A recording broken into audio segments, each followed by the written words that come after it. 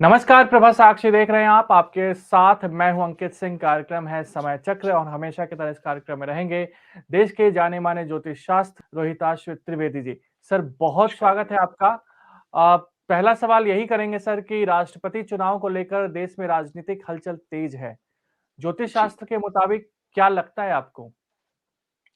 जी पहली चीज़ इसमें ये लग रही है कि अपोज़िशन किसी एक नाम के ऊपर सहमति नहीं बना पाएगा हुँ, हुँ। और इसमें सत्तारूढ़ भाजपा और सहयोगी दलों के ही हुँ, जो हुँ। प्रत्याशी होंगे, वो राष्ट्रपति पद पर आसीत होंगे। हुँ। अच्छा तो विपक्षी एकता में टूट आपको दिखाई देगी? क्योंकि बीते दिन ही ये हाँ जी। दावा किया गया विपक्ष की ओर से कि नहीं इसमें तो हम एक ही उम्मीदवार को उतारेंगे और आम सहमति बनाने की कोशिश करेंगे। नहीं जी, मुझे ऐसा होता हुआ नहीं दिख पा रहा। इसमें एकमत प्रमुख विपक्षी पार्टियों होना संभव नहीं प्रतीत हो रहा। अच्छा जो नाम चल रहे हैं ख़ास करके जो सामने मीडिया में नाम चल रहे हैं, किसकी दावेदारी लगती है ज्योतिष शास्त्र के मुताबिक? अंकित जी, इसका उचित उत्तर देने के लिए जो उम्मीदवार हैं हुँ, हुँ। राष्ट्रपति पद के चुनाव के लिए, उनकी सटीक बर्थ डिटेल, जन्म हुँ, जानकारी की आवश्यकता होती है क्योंकि बिल्कुल। उस जानकारी का अभाव है, तो डेफ़िनिटिवली इसमें नहीं कहा जा सकता हुँ, हुँ। ज्योतिषीय निष्कर्ष नहीं बताया जा सकता। कुछ जो प्रमुख नाम जो मीडिया में सामने आए, हुँ, हुँ। जिनका मुझे थोड़ा कॉन्फिडेंस है कि उनकी बर्थ डिटेल काफ़ी हद तक ठीक है क्योंकि कई वर्षों से हम उन्हें मैप कर रहे हैं। हुँ, उसमें से एक तो हैं शरद पवार जी, हुँ, परंतु इनकी सेहत मुझे नहीं लगता अनुमति दे पाएगी। हुँ। सेहत के कारण और इन्होंने वैसे भी इनकार कर दिया है अब, कि वो नहीं जी, जी, लड़ेंगे जी, चुनाव। इनकी सेहत इनको अनुमति नहीं दे रही। हुँ। इनके सिवा आप मुझे बता सकते हैं आप किन उम्मीदवारों के बारे में जानना चाहते हैं? यदि उनका जन्म विवरण मेरे पास हुआ, तो मैं आपको उसका एनालिसिस बता पाऊँगा। बिल्कुल, तो हम उस समय का वेट कर सकते हैं कि जब उम्मीदवारों के नाम सामने आ जाए फिर ये जी। दावेदारी हम बता सकते हैं। जी, अभी ये बड़ा रैंडम क्वेरी हो जाएगा, तो अभी हुँ, हुँ। इसका उत्तर नहीं दे पाते। इतना बिल्कुल। ज्योतिषीय संकेत बहुत प्रबल लग रहा है कि विपक्षीय एकता बनती नहीं प्रतीत हो रही, अच्छा। कि विपक्षी दलों में एकता नहीं बनेगी एक नाम के हुँ, ऊपर, ये ज्योतिषीय संकेत स्पष्ट है। अच्छा। और अच्छा जी ब एक मैं एक और ज्योतिष आपको थोड़ा-सा ज्योतिषीय संकेत यहाँ पे इलैबोरेट करके बिल्कुल। बता सकता हूँ, हुँ। कि किन्हीं महिला का सर्वोच्च पद पर आसीत होना, इसकी संभावना अधिक है। अच्छा इसकी संभावना ज़्यादा है कि अगली जी, राष्ट्रपति कोई महिला ही हो जी, सकती है। जी। ठीक है सर। अब अगले क्वेश्चन की तरफ हम बढ़ते हैं और सवाल वही है क्योंकि हम पिछले 3 जो हमारे एपिसोड हुए हैं, उनमें भी ये सवाल हमने पूछा था आपसे कि देश में जिस तरीके का एक विरोध प्रदर्शन दिखाई दे रहा है जी, जी, जी। वो कब थमेगा? देखिए जी, अंकित जी, थमना तो नहीं, मैं थोड़ा एक ये चाहूँगा कि हम विश्व विजय पंचांग की एक पुरानी एडवाइज़री जो इस साल जनवरी-फरवरी में हमने दी हुँ, थी, हुँ। हम उस पे थोड़ा ध्यान दें। इस एडवाइज़री में ये स्पा स्पष्ट लिखा गया है, ये आप अपने पाठकों को बाद में दिखा सकते हैं ज़ूम इन वगैरह कुछ कर हुँ, कर। अगस्त 2022 ईस्वी से हुँ, देश में आतंकवादी और असामाजिक तत्व हुँ। विरोध प्रदर्शनों के नाम पर चक्का जाम करना और देश की अर्थव्यवस्था को गंभीर चोट पहुंचाने का प्रयास करेंगे। हुँ, यह स्थिति we have not even reached the storm. This is silence before the storm. अभी तो कुछ नहीं हुआ है। हुँ। चीजें बिगड़ना शुरू होंगी अगस्त से। इससे अच्छा। जैसे ज्योतिष में अंकित जी मान लीजिए अगर कोई मेरी कुंडली में कोई अशुभ परिस्थिति आगे बनती हुई दिख रही है तो हुँ, ज्योतिष तो एक मार्गदर्शक टॉर्च की तरह है। ये आपको मैन्यूवर अराउंड कैसे करना है वो बताती है, वो दर्शाती है। तो जिन कारणों से भारत की कुंडली में ये परिस्थिति बनती हुई दिखती है जो विस्फोटक हो जाती है अगस्त से, उसका हुँ। यदि हम समाधान देखें, तो इसके लिए बड़ा महत्वपूर्ण है, ये पंचांग में भी है, कि हमें जड़ पर वार करना पड़ेगा और जड़ पर अच्छा। वार करने का अब समय आ गया है। इन असामाजिक तत्वों का पालन-पोषण जहाँ से होता है, उस जड़ पर वार करना पड़ेगा और आयरन फिस्ट, जिसको इतिहासकार कभी-कभी आयरन हुँ, फिस्ट कहते हैं, अच्छा। वो आयरन फिस्ट और आयरन कर्टन अब भारत में कुछ समय के लिए गिर जाए तो बहुत अच्छा होगा। हुँ, ज्योतिषीय अनुमान ये है, इसमें आदरणीय गृह मंत्री जी की कुंडली, आदरणीय प्रधानमंत्री नरेंद्र मोदी जी की कुंडली, भारत की कुंडली और हमारे ये जो शरारती शत्रु पड़ोसी हैं, इनके कुछ प्रमुख राजनेताओं की, हुँ, चाइना में पीएलए के कुछ वरिष्ठ कमांडर्स की कुंडली से ये संकेत मिलते हैं कि यदि हमने शत्रु दमन में हुँ, एक निश्चित सीमा से ज़्यादा किसी भी कारण से विलंब कर दिया, तो भारत के संप्रभुता के ऊपर प्रश्न लग सकते हैं। ज्योतिषीय संकेत ये है कि अब जुलाई आते-आते, जुलाई 2022 जैसे-जैसे हम जुलाई के पास जाएँगे, हुँ, आते-आते भारत सरकार हरकत में आती हुई दिखेगी। अब वो अच्छा। होगा जिसका सदियों से इंतज़ार था। नहीं, एक सवाल और बनता है क्योंकि बार-बार ये सवाल उठाए जा रहे हैं कि जिस तरीके का जी, प्रदर्शन या हिंसा देश में देखने को मिली है पिछले 2-3 महीनों में, जी, क्या इसमें कोई विदेशी साजिश है? क्योंकि भारत जिस तरीके से तरक्की कर रहा है, तो ये दावा किया जा रहा है कि भारत की तरक्की से कुछ देश जल रहे हैं और यही कारण है कि ये साजिश रची जा रही है ताकि भारत की एकता और सांप्रदायिक सौहार्द को एक तरीके से बिगाड़ा जा सके। जी। वही अंकित जी, ये मैं आपको फिर से वही दिखाऊँगा, इस पे आप अपने हुँ, पाठकों के साथ शेयर कर लेना। हुँ, ये स्पष्ट संकेत हैं कि ये जो आज तक हम मीडिया में थिंक टैंक्स द्वारा सुनते आए हुँ, हैं कि 0.5 फ्रंट, ये स्पष्ट संकेत है कि चीन की शह पर पाकिस्तान ने उसे फुल थ्रॉटल एक्टिवेट कर दिया है। हुँ। तो ज्योतिषीय मानना तो यही है कि we are at war already. Hmm. नहीं तो अब ये सांप्रदायिक सौहार्द समाज में आखिर बहाल कब होगी? सांप्रदायिक सौहार्द तो देखिए जी, मेरा अपना व्यक्तिगत मानना है कि ये कभी हुँ, बहाल तो हुई नहीं, हज़ारों साल अ, से। हम केवल इसको बहाल हुँ, होने का प्रयत्न करते हैं। हुँ। समझदार, लेकिन एथिकल नागरिकों की तरह हमें प्रयास करना चाहिए कि सौहार्द बना रहे। ये तो जी बीरबल की खिचड़ी है, कब से पक ही रही है, बनी तो है नहीं। मुझे नहीं लगता लेकिन जिस आपके और तरीके मेरे से जीवन काल में ये हो पाएगी। बिल्कुल, लेकिन जिस तरीके से हिंसा हुई है, इस पे तो कभी न कभी विराम तो लगना चाहिए ना सर? कुछ ये समय आ ज्योतिष गया है जी, शास्त्र क्या कहता है इसको लेकर? जुलाई के बाद पर्दा गिरेगा जी आयरन कर्टन, आयरन फिस्ट के साथ। अच्छा, जिसका सदियों से मतलब इंतज़ार था, वो होगा। अच्छा जुलाई के बाद इनको इसको लेकर कार्रवाई की जाएगी। बिल्कुल जी, सख्ती बरती जाएगी, कुछ नए सख्त कानून बनेंगे, हुँ, जिनसे दंगाइयों के ऊपर अब हुँ, अंकुश लग जाएगा। अच्छा। चलिए आपने जो सामाजिक ताना-बाना है उसको लेकर आपने बड़ी बातें कही हैं। लेकिन अब जी, थोड़ा-सा देश के विपक्ष और सबसे बड़े विपक्षी दल की बात कर लेते हैं और सबसे पुराने विपक्षी दल की बात कर लेते हैं और वो है कांग्रेस। कांग्रेस के कार्यकर्ता फिलहाल सड़कों पर हैं और इसका कारण ये है कि नेशनल हेराल्ड मामले में प्रवर्तन निदेशालय राहुल गांधी और सोनिया गांधी को पूछताछ के लिए नोटिस भेज चुका है और राहुल गांधी से पूछताछ की जा रही है। क्या कांग्रेस की मुश्किलें और राहुल सोनिया गांधी की मुश्किलें आगे बढ़ने वाली हैं? सोनिया गांधी और राहुल गांधी के लिए मुश्किलें किस तरह की होंगी? ज्योतिष शास्त्र क्या बता रहा है? देखिए जी, पहली चीज़ तो I slightly differ with your opinion, Congress is no longer the main प्रमुख विपक्षी दल। हुँ, कांग्रेस सबसे बड़ा विपक्षी दल अब नहीं रही।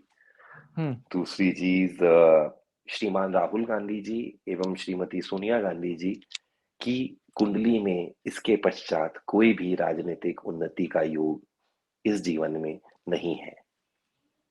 Their यानी कि political growth is ज्यो terminated forever. ज्योतिष शास्त्र के मुताबिक राहुल गांधी की या सोनिया गांधी की यहाँ से आगे तरक्की नहीं होती दिखाई दे रही है।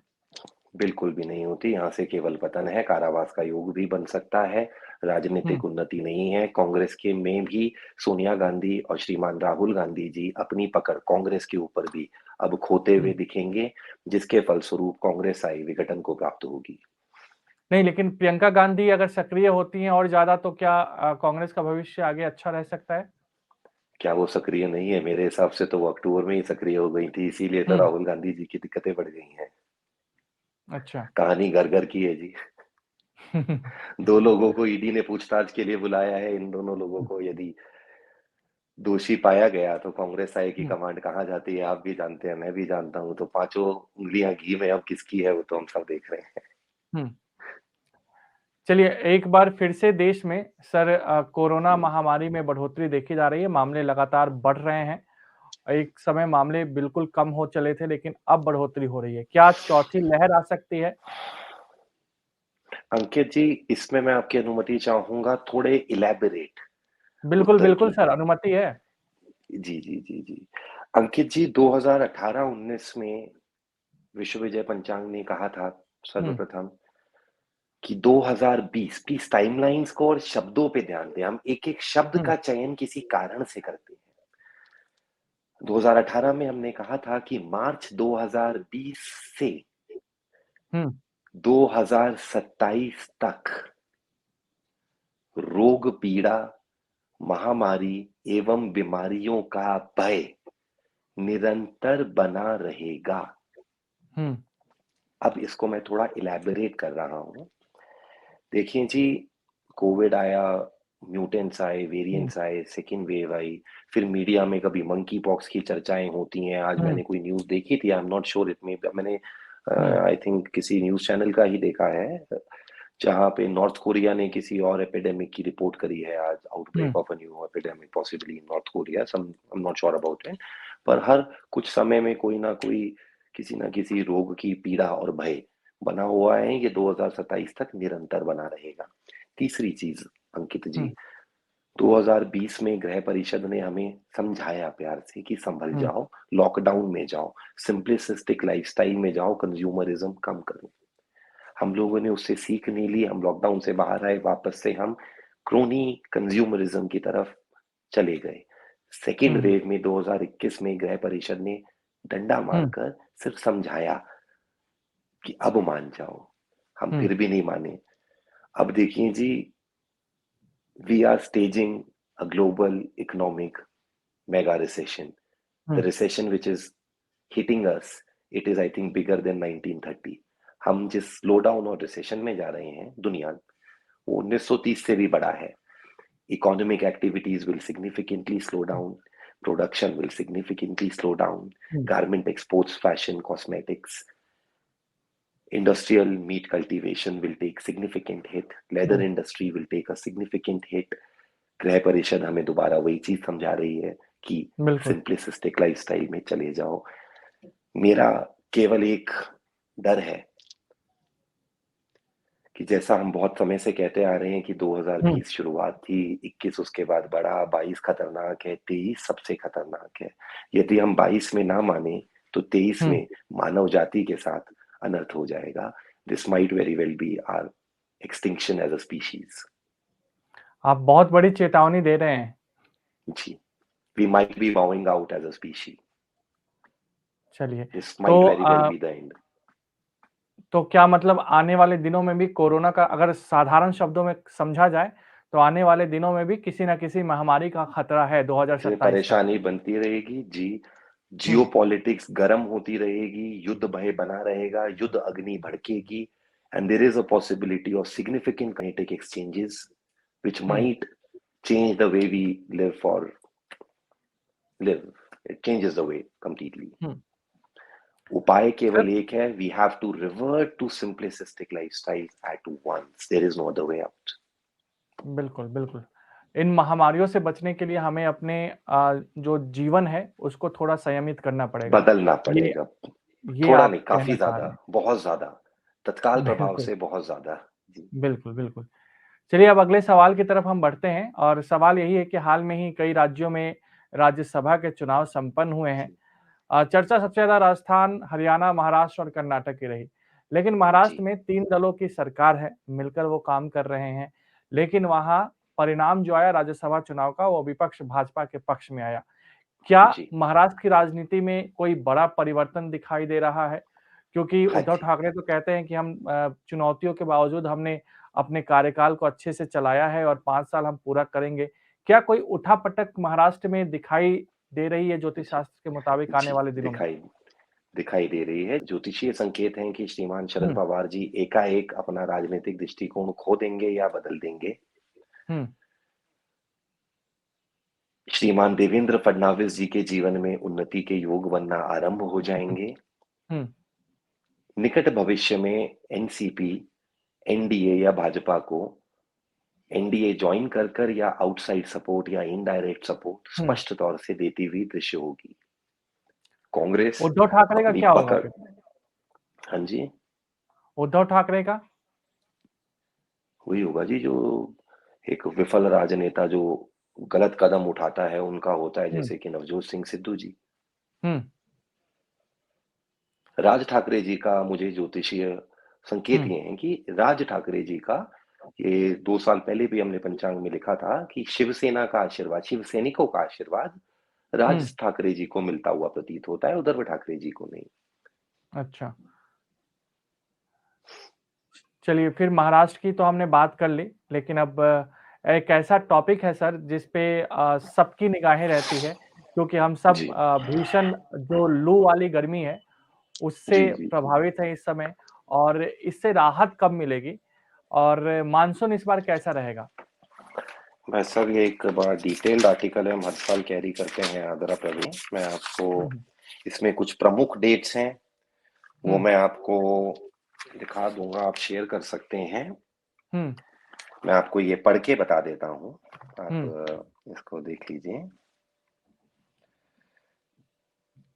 सूर्य आद्रा में 22 जून से 5 जुलाई तक रहेगा।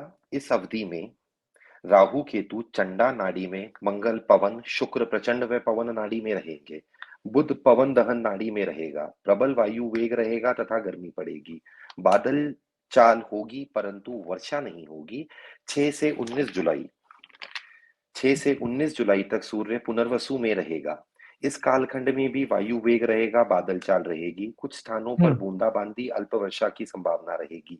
20 हुँ, जुलाई से 2 अगस्त तक सूर्य पुष्य में रहेगा। हुँ, श्रावण कृष्ण अमावस्या 28 जुलाई तक वर्षा में कमी अनुभव होगी। कुछ हुँ, स्थानों पर वायु वेग के साथ अल्प वर्षा के योग हैं। 29 हुँ, जुलाई से 2 अगस्त तक श्रेष्ठ वर्षा के योग हैं। 3 से 16 अगस्त तक सूर्य अश्लेषा में रहेगा। उक्त अवधि हुँ, में शनि सूर्य अमृत नाड़ी में, बुध जल व अमृत में, मंगल चंड नाड़ी में है। व्यापक वर्षा रहेगी, ये बहुत व्यापक वर्षा का योग है। 10 अगस्त के बाद सर्वत्र उत्तम वर्षा होगी। 10 अगस्त के बाद monsoon are abundant and in order. नदी सरोवर जल पूरित हो जाएंगे। कहीं अतिवृष्टि से क्षति की संभावना रहेगी। सूर्य 17 से 29 अगस्त तक मघा नक्षत्र में रहेगा। इस कालखंड में मंगल चंडा में, सूर्य शुक्र शनि अमृत में, बुध नीर नाड़ी में रहेगा। हुँ, तीव्र वायु वेग के साथ अतिवृष्टि की संभावना रहेगी। विशेष रूप से 24 अगस्त के बाद सूर्य 30 अगस्त से 12 सितंबर तक पूर्व फाल्गुनी में रहेगा। हुँ, सामान्य वर्षा के योग हैं। 5 से 12 सितंबर तक की समय अवधि में विशेषतः सूर्य 13 सितंबर से 26 सितंबर तक उत्तर फाल्गुनी में संक्रमण करेगा। अच्छी वर्षा का योग है। 20 सितंबर के बाद व्यापक वर्षा की संभावना रहेगी। सूर्य 27 सितंबर से 10 अक्टूबर तक हस्त नक्षत्र में गोचर करेगा। इस काल अवधि में वर्षा थमती प्रतीत होती है। कहीं-कहीं पर हुँ, अल्प बूंदाबांदी, ये रिट्रीटिंग मानसून्स हैं, हुँ, बंद हुँ, हो सकती हैं। हुँ, सूर्य 11 से 23 अक्टूबर तक चित्रा नक्षत्र में रहेगा। इस हुँ, कालखंड में मंगल सूर्य शुक्र दहन में, बुध गुरु सौम्य नाड़ी में रहेगा। वर्षा ऋतु समाप्त होगी। ऋतु हुँ, परिवर्तन के लक्षण प्रकट होंगे। 15 अक्टूबर से, दिस इज इंपॉर्टेंट, 15 अक्टूबर से 2 नवंबर तक की समीपवर्ती समयावधि में कहीं समुद्री चक्रवात, किसी बड़े साइक्लोन का प्रकोप होने की संभावना है। 15 हुँ, अक्टूबर से 2 नवंबर के बीच में। हुँ। फिर आगे नहीं तो तो फिर आपने तो विंटर्स आ गया, मानसून इसमें खत्म हो जाता है। हाँ, नहीं तो आपने तो मानसून और मौसम को लेकर बहुत विस्तृत जानकारी दे दी। लेकिन अगर जी, 80 आसान साल से। शब्दों में हाँ हाँ, जी, हाँ बिल्कुल। जी, हाँ जी। लेकिन आसान शब्दों में क्योंकि आप समझ सकते हैं कि आसान शब्दों में अगर लोगों को समझाने की कोशिश की जाए, तो बारिश और बाढ़ ये 2 हुँ, चीज़ें हुँ। हैं, जो अगर बारिश होती है तो कई जगह जी, बाढ़ आ जाते हैं, अगर बाढ़ आ बारिश जाती नहीं है। होती है जी, तो सूखा आ जाता है। तो क्या इस जी। तरह की स्थिति देश में रहेगी? क्योंकि आप देखिए असम में अभी बारिश का माहौल है और वहाँ अल्प। बाढ़ आया हाँ हुआ जी, है। दिल्ली में बाढ़ हम का। सब सूखा से इस वक़्त ग्रसित हैं। तो क्या इस तरीके का जी। माहौल देश में अन्य हिस्सों में भी रहने वाला है? जी, पहले तो देखिए जी, इसमें जो मैंने डेट्स बताई आपको, जो मैंने अभी हुँ, पढ़ा, ये दिल्ली के हुँ, लिए, हुँ, हम दिल्ली के लॉन्गिट्यूड लैटिट्यूड यूज़ करते हैं, राष्ट्रीय राजधानी है, बिल्कुल। तो इसको आप हुँ, दिल्ली में मॉनसून की गतिविधि मान लीजिए। इसके सिवा हुँ, अगर हम भारत का पूरा मौसम और प्राकृतिक दृष्टि देखें, तो हुँ, मॉनसून तो पर्याप्त हो रही है, पर फसल हानि हो रही है। हमारी अच्छा। खड़ी फसलों को भयंकर क्षति पहुँचने की संभावना है। और भी कुछ हुँ, कारण हैं, जिसके कुछ कारणों के कारण पिछले गत वर्ष के पंचांग में हमने ये हुँ, एडवांस में लिखा था कि 2022-23 में, ये 2019 में 20 में प्रिंट किया था, सॉरी 20 में प्रिंट किया था कि हुँ, 2022 और 2023 में अन्न भंडारण हुँ, और अस्त्र-शस्त्रों का आयात-निर्यात का कुछ गंभीर समस्या भारत के समक्ष आ सकती है कि हुँ, शॉर्टेज ऑफ फूड ग्रेन्स हमारे सामने हो सकता है। इसके लिए हुँ, हमें उचित कदम उठा लेने चाहिए। अब हम देखें कि यूक्रेन वॉर, सप्लाई चेन वगैरह-वगैरह से hmm, hmm, actually we are facing an agrarian crisis world wide. I am बिल्कुल। Glad that India is very well prepared, we have our stocks and we यहाँ पे बस एक चीज़ का ध्यान देखना है कि हमें इतना ही अनाज आगे देना है जितना हुँ, हम खुद कंफर्टेबल हों, क्योंकि इस वर्ष फसलों की हानि की संभावना है। तो इस फैक्टर को सोच कर ही हमें अपने एक्सपोर्ट्स करने हैं। बिल्कुल। चलिए अब दूसरे टॉपिक की तरफ बढ़ते हैं और वो है कि पंजाब। जिस तरीके जी, से सिद्धू मूसेवाला की हत्या हुई है, इसके अलावा जी। पंजाब में कई तरह की हिंसा की भी खबरें पिछले दिनों आई हैं। हालाँकि केजरीवाल कहते हैं कि ईमानदार सरकार है, ईमानदारी से हम काम कर रहे हैं, पंजाब तरक्की कर रहा है। पंजाब की राजनीति कैसे रहने वाली है? देखिए जी, एक ये दुखद हत्याकांड हुआ और इसके सिवा भी अगर हम मीडिया चैनल्स वगैरह में देखें तो पंजाब में लॉ एंड ऑर्डर की सिचुएशन थोड़ी गंभीर ही दिख रही है पिछले कुछ समय से। आम आदमी पार्टी की जो ये पीली पगड़ी वाली सरकार है, इसका मैं हुँ, आपको पहले भी 2-3 बार आप और मैं मेरे ख्याल डिस्कस कर च सके चुके हैं। बिल्कुल। ये सरकार हुँ, तो स्थिर नहीं लगती, ये अपना कार्यकाल भी कदाचित पूरा ना करे। पंजाब अच्छा। में स्थिति खराब ही है आने वाले समय में। केंद्र सरकार को और हमारे सुरक्षा तंत्र को समय रहते उचित कदम उठा लेने चाहिए। भले ही इसके हुँ, लिए पंजाब में अ, केंद्र सरकार को हस्तक्षेप करना पड़े, तो कर देना चाहिए। ऐसे ही किसी हस्तक्षेप की संभावना भविष्य में, आने हुँ। वाले निकट भविष्य में पश्चिम बंगाल में भी होने की प्रबल संभावना है। अच्छा, पश्चिम बंगाल में भी मतलब राजनीतिक हलचल तेज रहेगी। केंद्र आयरन फिस्ट अब हुँ, एग्ज़िबिट कर सकता है, समय हुँ। अनुकूल लग रहा है। चलिए अब थोड़ा-सा बाज़ार का हाल ज्योतिष शास्त्र के मुताबिक समझ लेते हैं, क्योंकि जी, सेंसेक्स में गिरावट है, रुपयों में गिरावट है, जी, जी। अर्थव्यवस्था कैसी रहेगी भारत की? और इसमें सुधार कब से होने की शुरुआत होगी? भाई साहब यहाँ पे एक चीज़ हमें समझ लेनी है कि global um, economies are going into one of the biggest recessions ever. अर्थव्यवस्था मंदी में जा हुँ, रही है, हाइपर इन्फ्लेशन, काफ़ी महँगाई हुँ, बढ़ेगी, भारत की अर्थव्यवस्था को भी धक्का लग सकता है। हुँ, अपेक्षा है कि ऐसा हो। आर्थिक तंगी थोड़ी हमें भी राष्ट्र की तरह देखनी पड़ेगी। हुँ, इसमें भारत सरकार ने पिछले कुछ वर्षों में हुँ, जो नीति निर्धारण करे हैं, एक ग्रामीण रोजगार बनाने की, डिसेंट्रलाइज़ करने की, मेक इन इंडिया इनिशिएटिव, हुँ, ये बहुत शुभ संकेत हैं कि समय रहते बहुत अच्छा हुआ ऐसा हो गया। नहीं तो आज हम भी श्रीलंका, पाकिस्तान जैसी परिस्थिति में होते। बिल्कुल। अब हमें बस एक एक एकता बनाए रखकर, समाज में एक सौहार्द बनाए रखकर, भाईचारे के हुँ, साथ अगले 2 हुँ। साल निकालने हैं। ये हमने निकाल दिए, तो हम सोने की चिड़िया हैं, वरना वापस से वही रैट रेस है। ल ल तो क्या ज्योतिष शास्त्र के मुताबिक अर्थव्यवस्था में तरक्की दिखाई दे रही है? क्योंकि कई सारे देशों की जो निकट अर्थव्यवस्था है भविष्य वो में, डगमगाती हुई दिखाई दे रही है। कोई निकट भविष्य में नहीं है। अच्छा। निकट भविष्य में रिलीफ मिलती नहीं दिख रही। अच्छा, इसमें अभी समय लगेगा ज्योतिष शास्त्र के मुताबिक। जी, जी, ये लंबा रिसेशन है। चलिए, ये तो हमने राष्ट्रीय मुद्दों पर आपसे राय जानी ज्योतिष शास्त्र क्या कहते हैं इन राष्ट्रीय मुद्दों पर। लेकिन अब अंतर्राष्ट्रीय जी। मुद्दों की अगर बात करें, तो सबसे बड़ा सवाल यही है कि मुस्लिम देशों के साथ भारत के रिश्ते आने वाले भविष्य में कैसे रहने वाले हैं? हाल में जिस तरीके से विवाद हुए हैं, उसके बाद से?